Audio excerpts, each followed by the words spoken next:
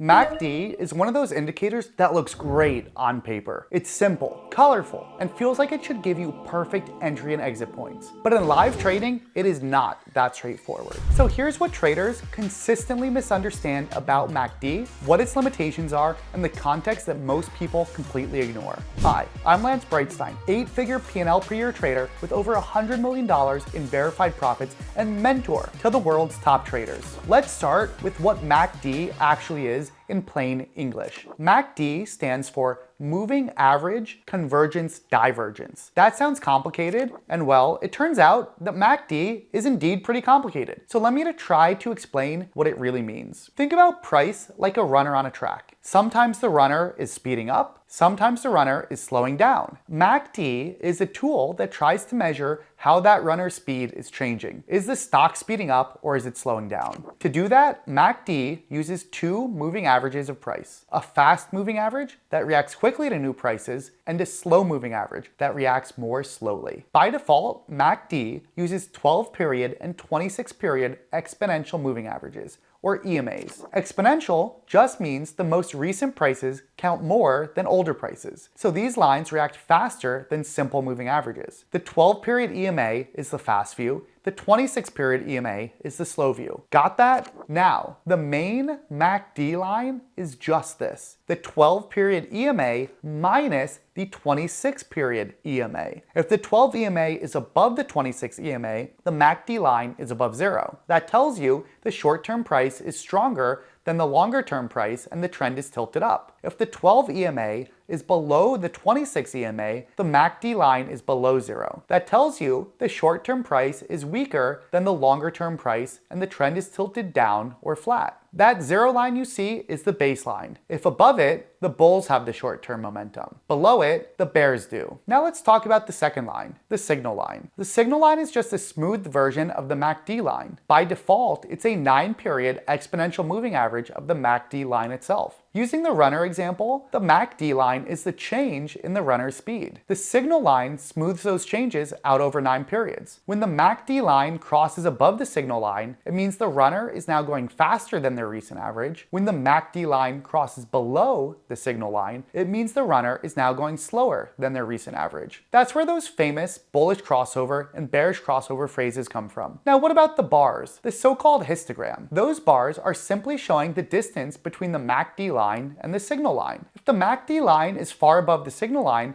you get tall bars. If the MACD line is just barely above or below the signal line, you get short bars. You can think of it like this. MACD line versus signal line is how much faster or slower the runner is compared to their average. Histogram bars are a little graph of that difference. I almost tend to think of the histogram as whether the runner is accelerating or decelerating. Big bars mean strong momentum, small bars mean weak or fading momentum. MACD can be used on any time frame, 1 minute, 5 minute, hourly, daily, weekly, or whatever. That's why you'll see it used by intraday swing and position traders. You'll usually see it plotted at the bottom of a chart underneath the price, as either two lines or bars that move above and below the zero line. On a stock like Tesla, you'll see the MACD lines weaving above and below the zero line, crossing back and forth, and sometimes traveling in one direction together for a long stretch when the stock is trending strongly. On paper, all this seems straightforward. In practice, this is where traders get in trouble. By the way, this video is part of a trading indicator series where I cover popular trading indicators. So watch those here and comment below what indicators you want me to cover next. Here's how retail traders consistently misuse MACD. Traders will blindly buy or sell every crossover. MACD line crosses above the signal line, they buy. MACD line crosses below, they sell or short. No context, no levels, no trend analysis. If only trading were so easy that you could just blindly buy and sell these crossovers. The problem is MACD is lagging. It reacts to price. It doesn't predict price. By the time you see a clean crossover, a lot of the move has often already happened. You'll never be able to catch the top with this, but most MACD users are hoping to hop on a change in trend and ride that wave. The issue with that though is you can't ignore all the other details. A bullish MACD crossover on a 5-minute chart means very little if the daily chart is in a brutal downtrend or sitting under a massive resistance level. You might get a tiny bounce inside a bigger downtrend, but that's not the kind of move that pays traders long term. MACD is designed to help you see momentum and gauge the strength of a trend. It's not meant to decide your entries and exits all by itself. When you use it like a buy or sell button, your expected value falls off a cliff. And real quick, I've noticed that over 50% of you watching this video aren't subscribed. So click subscribe and turn on notifications so you don't miss my weekly live streams where I break down the most in-play tickers for the upcoming week. Now let's talk about how a professional would actually read MACD. Pros use MACD as a momentum gauge, not a magic signal. If price is trending up and the MACD line is above zero with growing bars, that confirms strength. The runner is not just ahead, he's speeding up. One powerful use of MACD is spotting divergence. Price makes a new high, but MACD makes a lower high. That shows the uptrend is losing strength under the surface. Price makes a new low, but MACD makes a higher low. That shows sellers are losing strength. Divergence doesn't mean you blindly fade the trend, but it tells you the current trend might be near exhaustion and you should tighten risk or look for a reversal setup using price action. MACD gets much more useful when you combine it with traditional technical setups. For example, if a stock is holding above VWAP, breaks out of a strong resistance level on big volume, and MACD is expanding above the zero line, that's a very different signal than MACD crossing in the middle of a choppy range with no confirmation anywhere else. There are also situations where MACD should be ignored completely, like ultra choppy range-bound markets. In those cases, MACD will whipsaw back and forth, giving you endless crossovers with no follow-through. All that does is add stress and volatility to your P&L. Now let's put MACD into different market contexts so you understand where it has some value and where it's mostly noise. In trending markets, MACD can help you stay in good trades longer. If a stock is in a clear uptrend, price is making higher highs and higher lows. MACD is above zero. The bars are growing or staying strong. For example, look at this chart of SanDisk. The strength of the uptrend has only been accelerating the last few months, yet now MACD might be hinting that the momentum is stalling as the histogram risks going to zero. That's the market telling you the runner still had energy for most of this trend. Instead of panicking out at the first pullback, MACD can give you confidence to hold through normal noise until momentum truly weakens. In strong downtrends, the opposite is true. Price is making lower lows and lower highs. MACD is below zero,